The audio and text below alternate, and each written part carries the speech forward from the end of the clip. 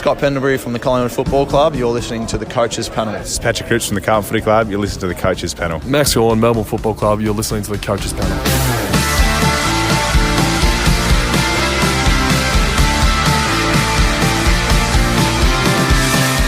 And we're back to the rucks. Number 16 in the 50 most relevant. He's been a top-line ruck premium for the last couple of years. Can he do it for one more? Or will we see injury just hurdles and become an obstacle to start the year? We will talk about Rowan Marshall and his fantasy relevance for 2025 on this episode.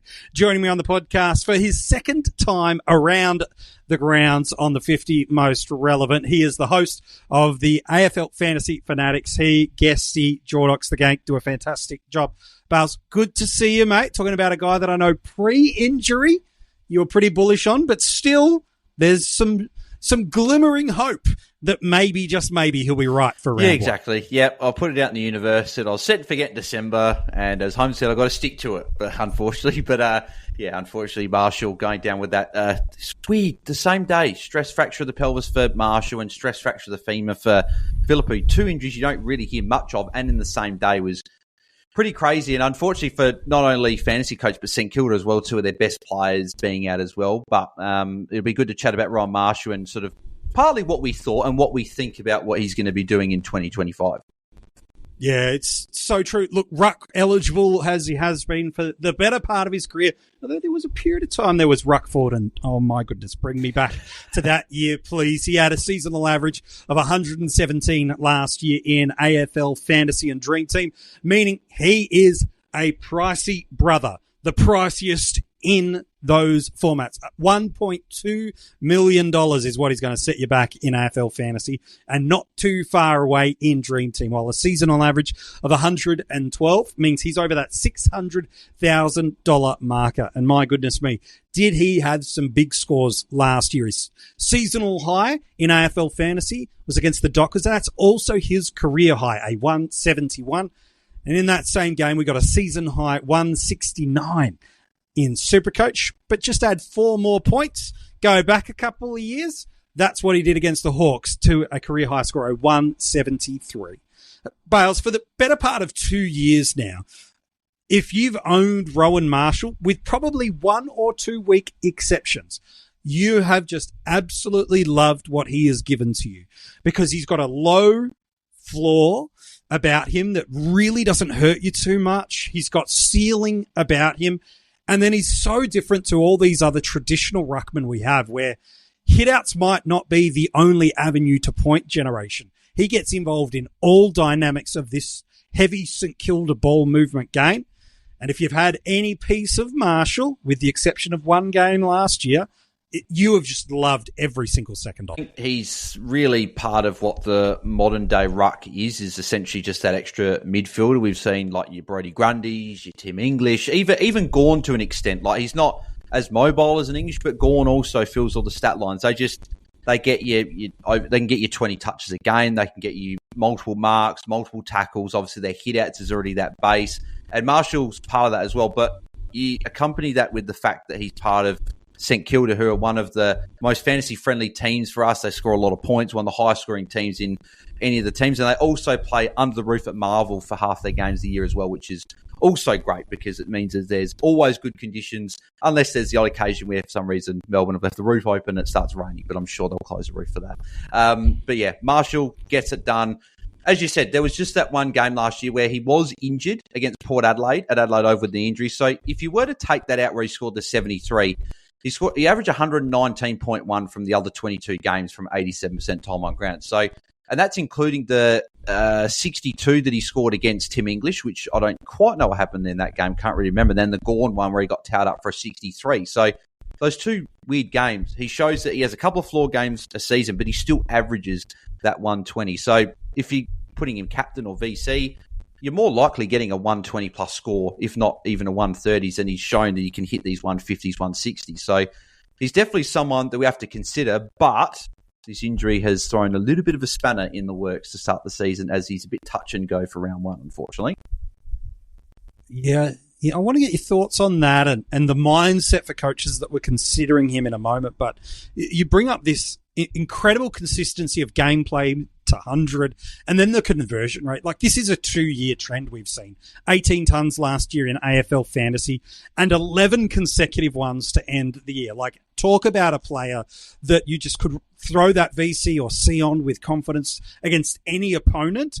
It was absolutely there. He has 10 scores over 120, 4 over 140, and 3 over 150 in AFL Fantasy. He was an animal. He's the top player across the comp for points and for average. There was nobody better in AFL Fantasy last year than Rowan Marshall, and that is still with multiple games of absolutely rookie territory scores. Then you check over in SuperCoach.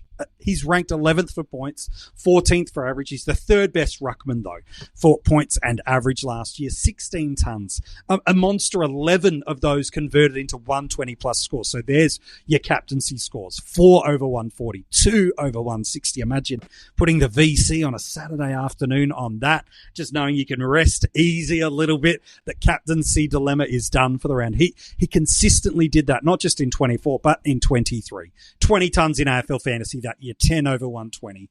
16 tons in SuperCoach in 2023, 11 over 120. We know a fit and healthy Rowan Marshall gets just freedom to be the number one ruck. And as you mentioned, Bales, just it gets involved in every dynamic of the game. Like, his hit-outs aren't anywhere near as high, both the volume and the hit-out percentage of winning compared to other rucks. But then you go and check some of his other stats line, like his tackles, his kicks, these other components of how he gets involved in the game, let alone nearly averaging a goal a game. This is a pure tall ruckman that is absolutely playing as an additional midfielder, as you mentioned so beautifully. But Rowan Marshall, bit over a week or two now, news came out. We really got double slapped in the face in one news article from the Saints. So thank you, St Kilda, for just making it one big hit rather than just dropping that news gradually and just letting us down like we're at some year 10 school formal where every girl says no. It's like the whole class of girls just say a universal no. At least you can deal with one giant rejection. And that's what we got from St Kilda, with Mateus Philippou confirmed out for multiple games into the season. Like, we're talking around 5, 6, 7 before he's back. Rowan Marshall, a stress fracture in the pelvis. And touch and go, Bales, is the phrase that we're hearing to be ready for round one. I know you were keen on him prior. How dampened are you as someone that was bullish on Rowan Marshall, and for very good statistical reason for it? Can you now choose to start Rowan Marshall with such a question mark sitting over him? Or is this now abort plans and look at something else? Short answer is no. Definitely not. I've thrown the baby out the bathwater. It's all done. No, you can't. I don't think you can start him, and I think that's the case for all formats as well. I don't think you can. I think there was an argument in SuperCoach where it's like, well, he was the third ruck anyway, so you probably were more looking at your Gorns and your Cherries and even an English Darcy, guys like that have got those ceilings in prior years. But with the fact that there's this, because he's such a big guy, it's a pelvic stress fracture. He's not going to be running. Like, he's going to be off his feet for a little bit. So he's going to have that conditioning phase as well. Are we even going to get to see him in any practice games? You'd probably say no. If he's touch and go for round one, he's probably not likely to play pre-season games. And I've always had a rule for the last few years that I've followed when I've taken fantasy a bit more seriously, is that I don't like starting any top price players that have got any sort of question marks whatsoever, whether that be role or more specifically injury concerns. Like, if they have a little hiccup for a week and then they're back, it's fine. Like a Max Gawn larynx injury, I wouldn't be too fussed about picking him in whatever format. But someone like your Walsh, you guys have chatted about, obviously he's been out for a month with a hamstring injury. I'm probably not going there because that's a few injuries now for Walsh. But Marshall, the fact he's out for a lot of preseason, I can't see me picking him, I don't think, unfortunately. Yeah, and it's fair enough too. I agree. I think with so much uncertainty about if he'll be right for round one, to me, I just think the answers are no. I know from a fantasy football perspective, we try to impose our ideologies and views onto how a club should do certain things and think, nah, push him, get him right for round one. If it's touch and go, he'll be fine. But while many in the media landscape and even some St Kilda fans doubt very much if they're going to be pushing into finals or not, the reality is, what have you got to gain to rush arguably one of your most irreplaceable assets in Rowan Marshall for a game or two when you've got another 20 odd to come? Like, there's just no benefit for St Kilda here. Do it right. Get him ready. Build the load back in. Build that confidence back into his body. And if that means he's playing round 3 or round 4, you're not gaining anything or losing anything, should I say, by being conservative from a club perspective. So I'd be shocked if St Kilda rush him to be ready. If he's named round 1, let's hope and believe that the club will have done the right thing by him, and I think they will. But I'm with you. I just don't see a world where he's right for round 1, and with such a big layoff, I just don't think you can go there. However, I want to ask you, Bales, because you were so keen on a set and forget strategy, I want to pause on that for a minute. I've been not anti it, but I've pushed against it for a couple of years for a number of reasons. Talk me through the thought process, and using Rowan as the person, let's take the injury factor out. What's the ideology for you that you believe a set and forget ruck structure is the right approach? And the reason I want to ask is, again, I've been really clear through the 50 that I think you should be looking for value in at least one of those two positions. So I'm not going to respond too much on your thought process. I want to give you the space and room for it. But talk us through the ideology for you of why set and forget is an appropriate structural way to go. Again, we've got an injury and Rowan's obviously discounted out of that. But what's your thoughts on why set and forget can work? Yeah, so just before I quickly go on that, you're talking about rushing potentially Marshall back, and you don't need to do it. We saw that last year with Clayton Oliver. We saw Melbourne rush him back, and look what happened. He had a good good opening round of round 1. One of the two had a ton of things against the Dogs, and we thought, here we go, Oliver, he's back. He take a few weeks, but here we go. But we've seen players in the past that have limited pre-seasons that come back late. It's like they're running a 1,000-meter sprint, but they're starting 250 meters behind everyone else. They're never going to catch up to everyone else because they've got that fitness base that they're continuing to build on, whereas Marshall won't have that, especially if he misses his practice game. So I just thought I'd say that Oliver, I think, is a bit similar to that. But in terms of set and forget, I think this year's very different to last year in terms of rucks. I normally do. For me, it's year on year, and I assess all the options in terms of what I'm going to do, set and forget or not. I tend to steer more to set and forget because we've seen year after year teams use multiple trades in the rucks, whether it be a couple of years ago with someone starting a Flynn and then he was out, or a Braden Pruce and he was out, or there's other options as well that have unfortunately failed for us.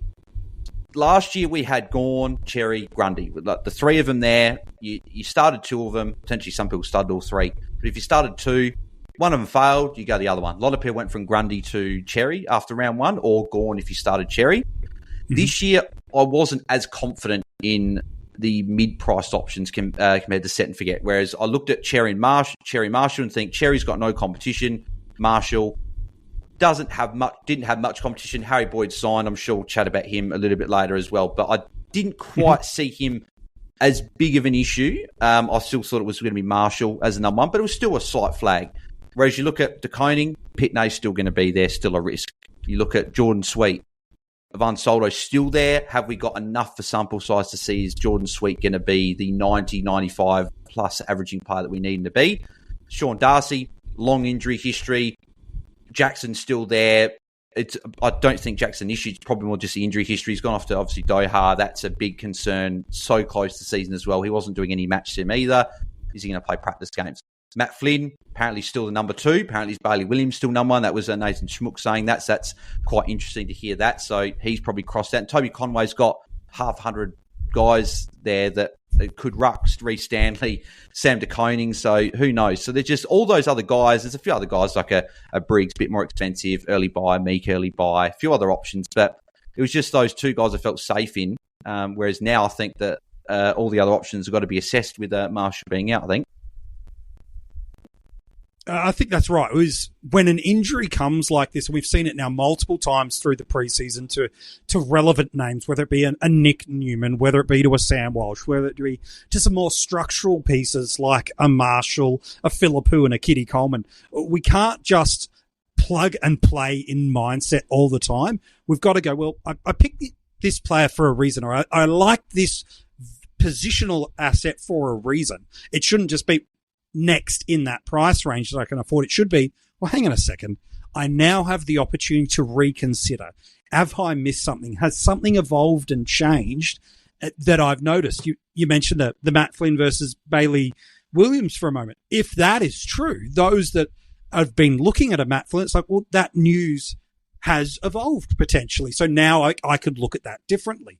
So don't just grab, and which I love that you talked about, is don't just go Marshall in, well, who's the next best premium ruck on a forward? It's now that this issue's here, everything can be reconsidered again. I need to be open to other worlds of possibilities. And it doesn't mean I won't do a set and forget. It doesn't mean I won't pick a value forward. It doesn't mean I won't do whatever. But it just means you're not getting locked in tunnel vision to an ideology that was locked into one specific player that informed your structure, rather than your structure being informed by the value elements and the positional elements that sit through there.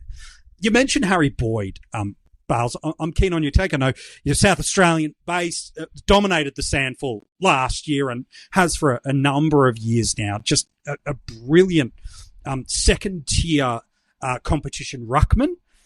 What do you believe the Saints have recruited him for? I've got a perspective. I know you've got one too.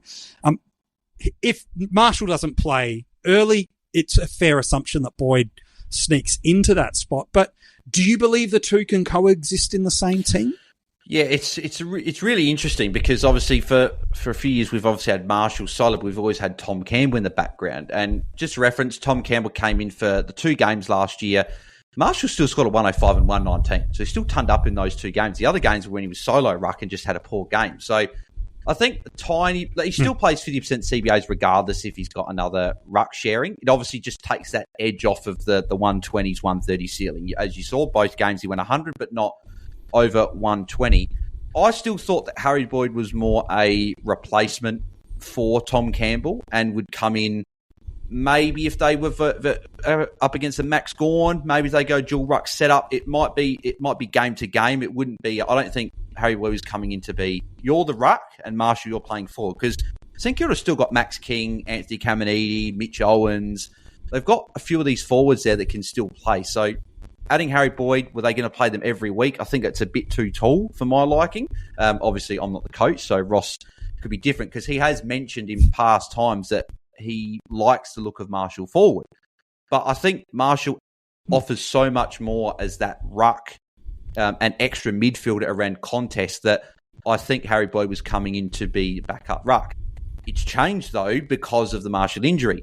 I think that Harry Boyd is, my guessing is, I think he'll play round one, regardless if Marshall's available or not, because if Marshall is available, he's still coming off a limited preseason, wouldn't have had much match fitness leading into it. They're probably going to play 50-50 split, and Boyd will be the guy that plays mostly in the ruck, and then they'll swap. And whether that goes on for a month, 2 months to the bye, who knows? I would say maybe it's going to be shorter term, and maybe Marshall gets back to hopefully full fitness. But we know that these stress fractures can flare up as well. Like we've seen with plantar fascia, it's different on the foot, but that can flare up. I think stress fractures are also things that can flare up as well. So that's the one thing. They're going to be conservative with Marshall, as you say, with the fact that St Kilda probably not looking like they're going to make finals. Obviously, we don't know, but I don't think they're going to rush him back just for him to have another flare-up and then potentially be out for the remainder of the season and not get any games into him. And then you've got a whole year and that continuity is sort of completely gone after the last 2 years of him. This episode is brought to you by Love Hurts.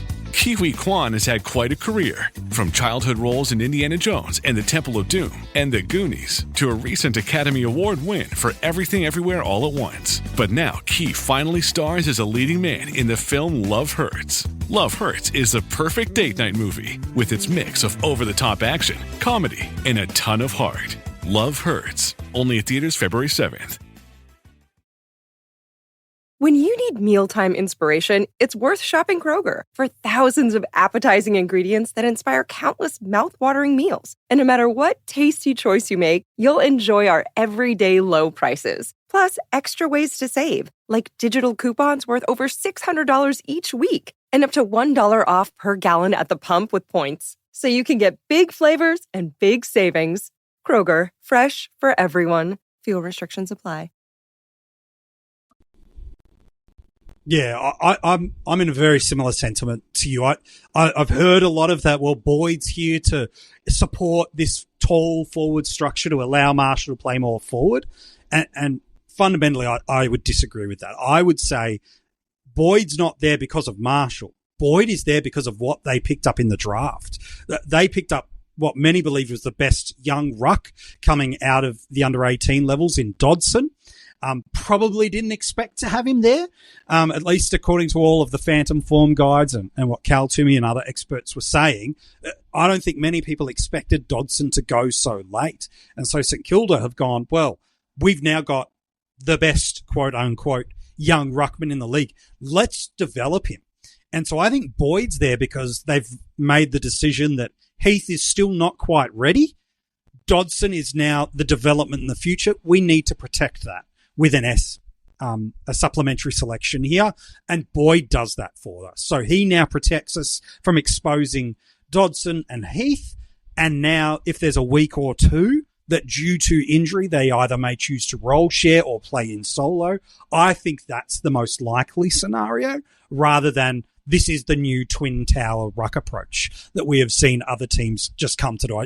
That doesn't line up with how St Kilda move the ball and how Ross Lyon structurally, historically, likes to move the team. Yes, Membry's out, but you can't tell me that a Boyd or a Marshall are anywhere near the type of replacements. And as you mentioned, I feel like their talls, when fit, are really pretty clear and actually quite a nice dynamic too. So I'm with you. I think Harry Boyd, while a likely R3 that will get some games, I wouldn't want him at R2, and I don't think he is the pairing with Marshall for anything more substantial than building loads and or protecting Marshall should he be injured and missing games.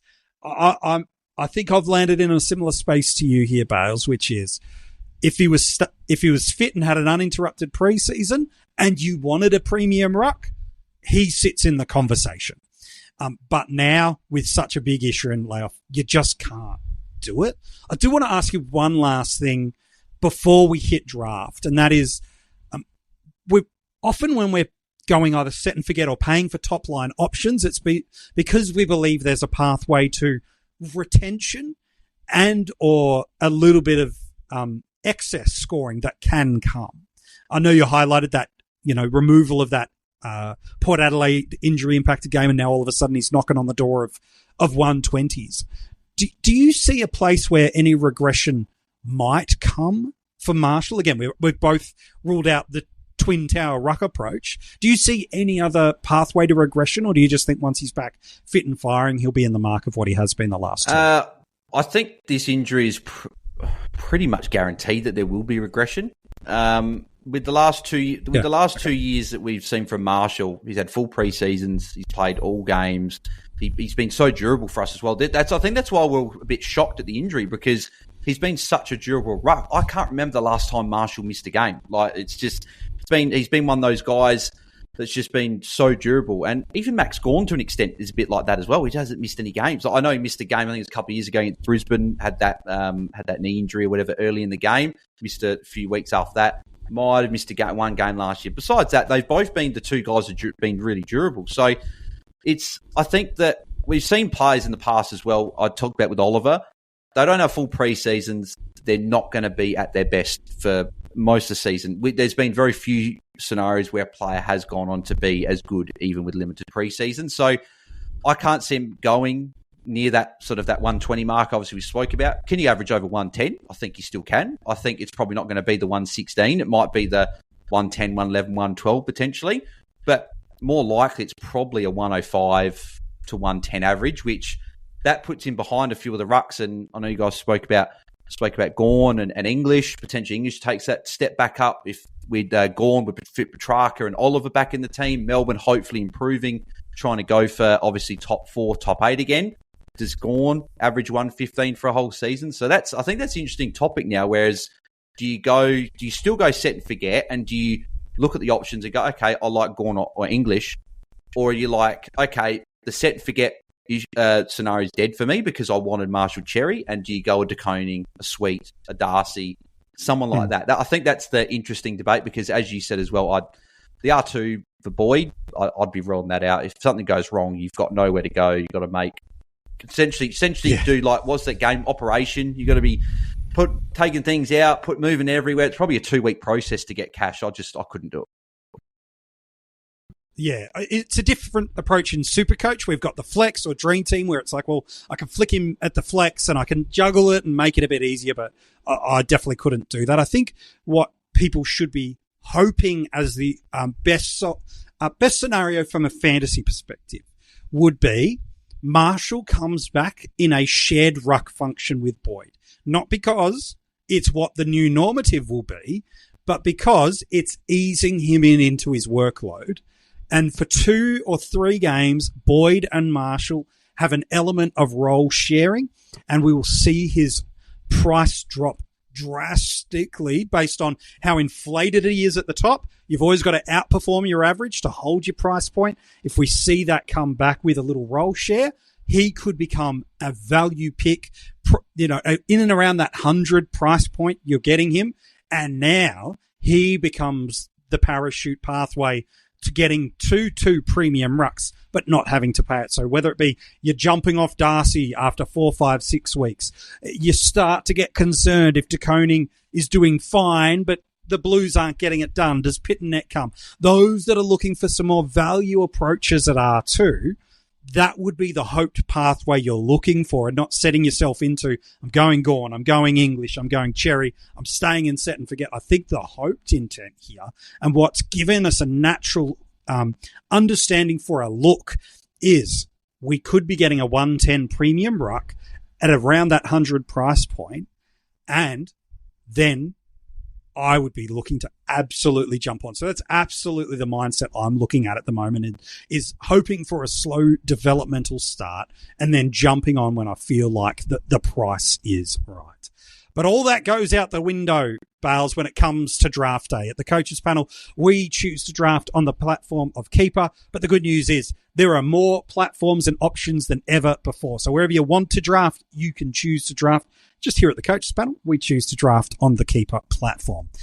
He's historically been a first-round pick in AFL Fantasy over the last 2 years, arguably even a number 1 pick in some drafts, and SuperCoach late first, probably more likely second, but regardless, he's an R1 and a top-tier ruck.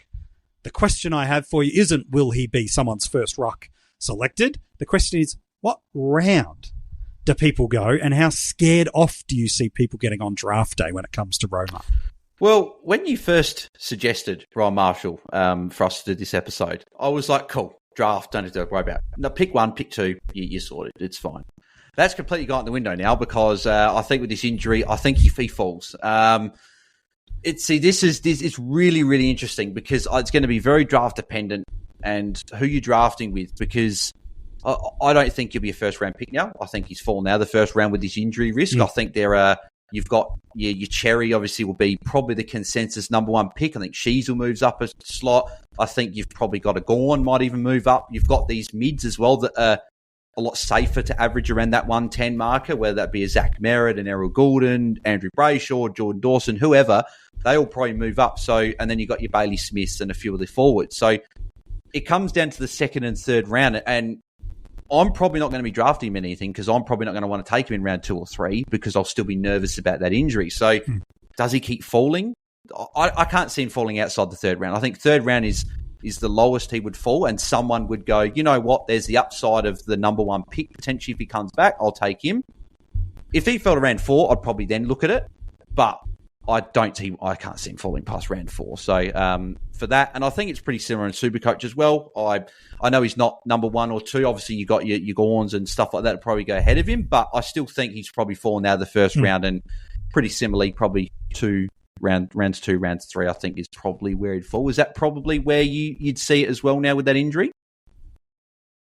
Yeah, he's definitely not a first-round selection. For me, the variable that actually defines how far he falls is the main one being, what is his time of return based on when you choose to draft?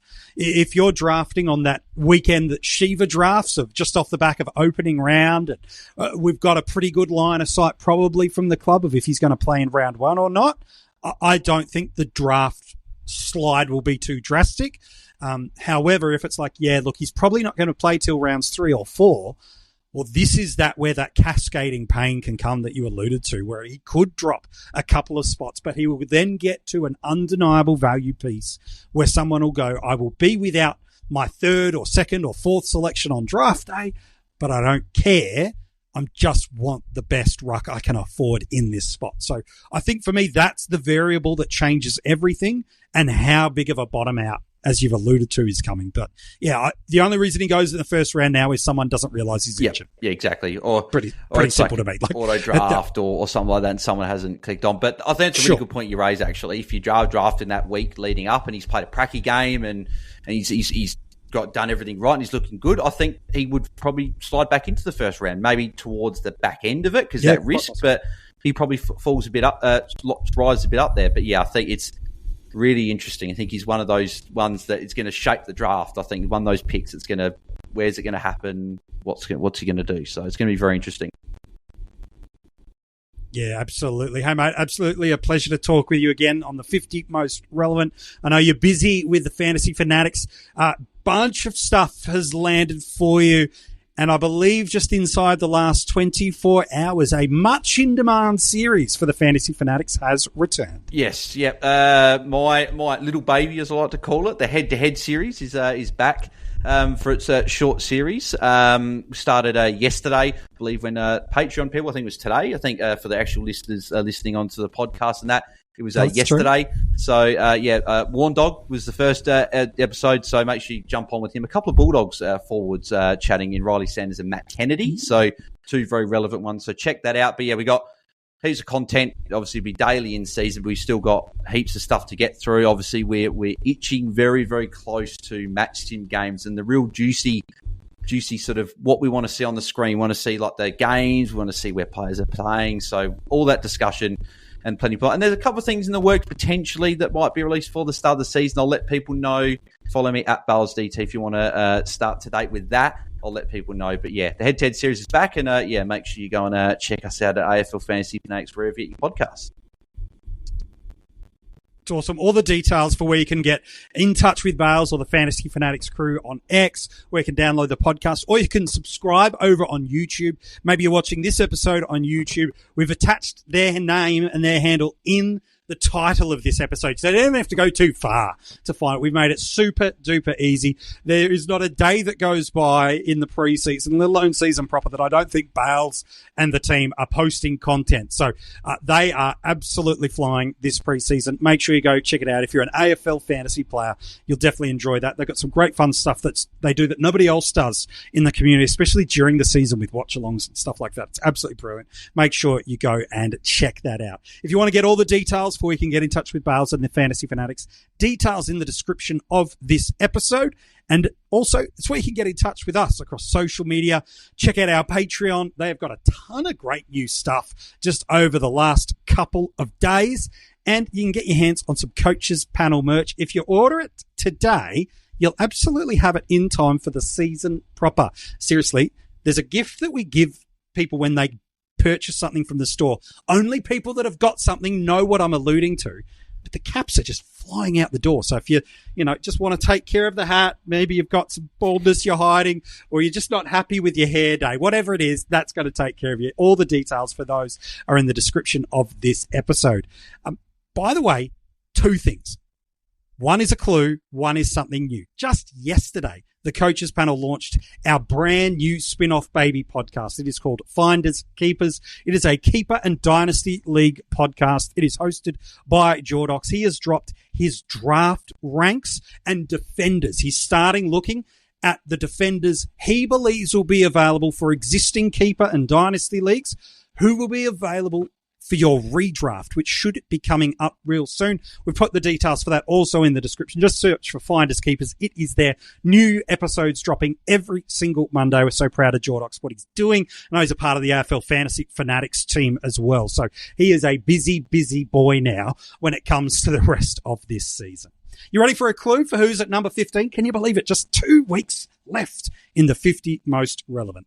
Your guessing games are getting good, or my clues getting crap. Well, there's less players. It's one of those three. We'll just have to figure out which it is. Here's how we go. This player averaged over 110 across the formats for 90% of last year. He's got some of the best frequency of 150s over the last 2 seasons of any other premium I've seen. And then one last little clue. When Bales was rattling off a bunch of names about who you could draft in the first round, he said this player's name. Maybe you want to rewind back to really shortlist it. You'll find out who that player is, though, tomorrow in the 50 most relevant.